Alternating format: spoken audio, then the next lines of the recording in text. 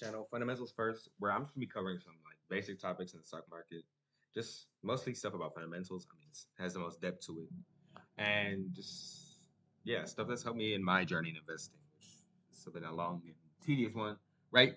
But it's fun. I love doing it, and I hope y'all love it too because it's really useful and it's something I feel like we should all know in our life, right? This video is catered towards beginners that don't like know too much.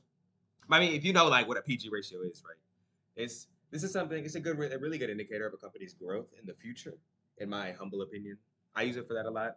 It's good, but it has some nuances, so I'm going to be going into that right now. So a PG ratio is the price to earnings divided by growth, just right P/E. Current share price divided by earnings per share, right? If the share price is $100 and the earnings per share annually is 5, then the PG is 20, and that's perfectly valued, says so to speak. Like it's fair value. But this one goes further into that as P/E divided by the earnings growth rate. So the P/E is 20, the growth rate, the CAGR, uh, like 5-year analyzed is 20%, then the PG equals 1. So fair value. Is why does this matter? It is just a PG ratio for how fast the company is growing. And just like a rest center rule of thumb, 1 is considered fair value and less than 1 is considered an undervalued company. Right.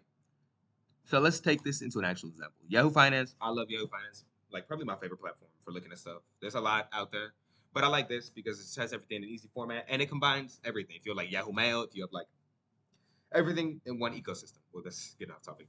But Micron Technology. You can see, you go down here, PG ratio 5-year expected. Oh shoot. It says 5-year expected because the PG ratio uses analyst estimates. And the thing about analyst estimates is that they're wrong oftentimes. They're wrong a bit. That's why there's earnings beats and misses because analysts are wrong, right? So you have to take this with a bit of a grain of salt, right? Because if the analysts are just flat out wrong, then the PG ratio can just be straight up bad, right? It can say a company is undervalued when it should be overvalued, and vice versa. But an excellent way to check the PG ratio is by going to the analysis tab and checking its history of earnings beats. You see for this, it's beaten earnings like 4 out of the last 5 times, which is a really good sign that the PG ratio is legitimate. Because think about it. If analysts, you go in the past, they estimated, oh, this company's going to get, I don't know, $2 per share, and the company makes 3. All right, well, next year I think it's going to get $4, and it makes 5. Then you can tell that the PG ratio is correct, and the company is fairly undervalued by the PG ratio standards, and vice versa. If the company has a history of misses, and the analysts put a PG ratio that says it's undervalued, then it might not be. You have to take that with a grain of salt because obviously it's been missing estimates. If it misses analyst estimates, then its PEG ratio is invalid.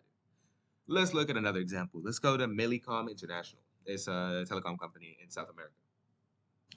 You can go statistics, boom, and then PG ratio expected, 0.6. All right, let's go to the analysis just to check. Oh, okay, so we see there's 2 misses last year and then 2 beats. All right, so that makes it a little more nuanced. That means the PG ratio, since it's you might want to pull up the entire history, right? This isn't really a good this is just a little snapshot. But if you pull up the entire 10-year history of earnings and you see all misses, then that PG ratio is false. It's just not correct. And if you see 10 earnings beats, then that validates the PEG ratio, or it might even be slightly higher than it should be. In Micron's case, if it's beat the last 10 earnings, then you can probably surmise it's going to be the next one. That's another thing too. Earnings beats, you cannot properly predict. There's no way. There's 2 ways to check. You check options traders, which is a list a little more advanced. You can just search up what is the put to call ratio on Amazon, for example. And you see more calls, then traders are expecting a beat. Another way is to look at the history. Like if a company has beaten the last 10 earnings and missed that his company has beaten the last 10 earnings, then most likely it's going to be the next one. But this also, everything has its nuances in the market. You can think something and it's just wrong. So let's go to analysis. Meta Platforms. This company has been headlined recently because it missed earnings. It's beaten the last 10 earnings and it missed because of one-time tax charge, $16 billion. And you see it missed by a wide margin. Wide margin. This is bad, right? So that means, I don't know, it's nuanced. But what I say is that historically, if it's beaten 10% of the times, better than not chance it will beat the next time. You obviously got to check into everything, and trading around earnings has risk. But yeah, that's my take on the PG ratio. Useful metric if you know how to check it and if you know how to backtest it, right? So yeah, that's it for this video. I'm gonna try to make them bite sized. I think weekly videos will be good. And please, please, please leave in the comments if you want me to cover any topic at all, anything about the stock market, obviously. But yeah, that's it for this video. And yeah, thanks for watching, y'all. Goodbye.